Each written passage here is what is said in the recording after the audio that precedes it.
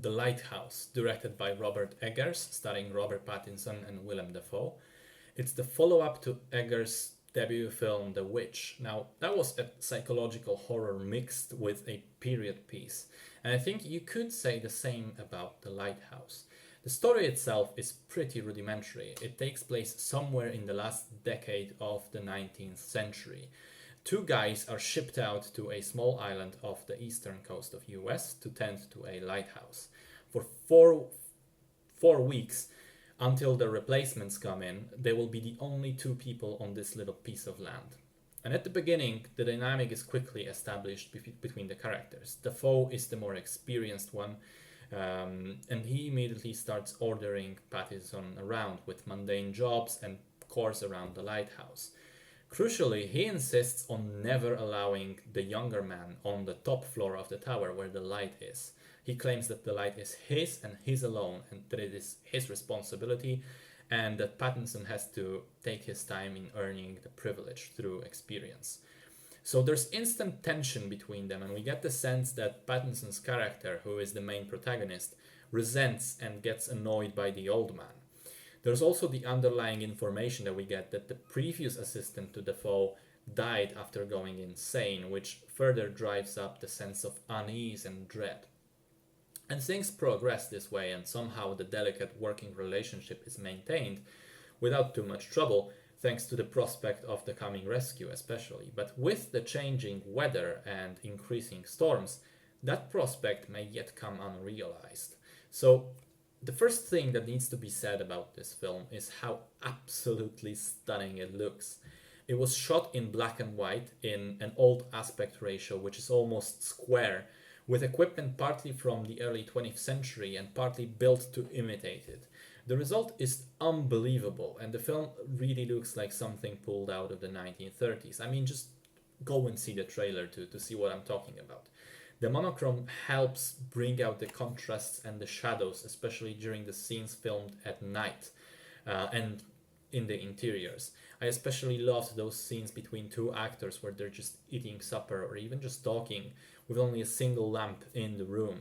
It makes the faces look incredible, really brings out the details, the haggard, exhausted looks from both characters. And the way the shadows behind them come into play is equally great. Especially Dafoe looks almost demonic in some of the shots. Also, both of the performances are simply terrific, with once again Dafoe being just slightly the better one for me. Then it's also impossible for me not to appreciate the amount of effort that went into the movie's production.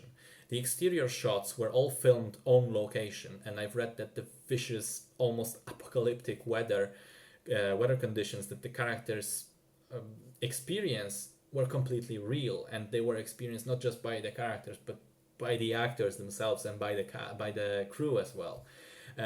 It also made the shoot a real challenge. Supposedly it was exhausting and depressing and just plain technically difficult, with the equipment breaking down a lot due to the ever-present moisture. Thankfully, the cast and the crew did persevere, and the result, the actual finished film, is a remarkable journey into madness. As I said, the movie starts off fairly mundane, but as time goes on, the isolation and the weather and the ever-present foghorn loudly going off all the time. By the way, the sound design is also top-notch. So all those things start to take toll on both men, and Pattinson and we together with him begin to wonder, is he really seeing and hearing all those things? Because he does start seeing and hearing things. How much time has actually passed on the island? Is the old man just a drunken fool, or is there some truth in his stories that he keeps telling? But why don't those stories add up though? Why does he guard the lights so jealously? Is he the one going insane, or is it Pattinson, or maybe they both are? And once that spiral of madness begins, it never stops, it never relents, and the movie gets progressively more batshit insane until the very conclusion, which is some of the most disturbing cinema I have seen in a while. And through it all, we're never offered clear answers. We're left, together with Pattinson's character, to guess what the hell is happening. We become dragged into this craziness as the audience. We become part of it. And I think that's done really effectively. I certainly was pretty shook when the film ended. And that last part is why I think ultimately and unfortunately, it is not a movie for everyone. A more casual viewer, I think, will not appreciate the technical aspects and may be repulsed or disgusted even by some of the things happening on screen. And then they may also not be comfortable with such an unobvious, open to interpretation story.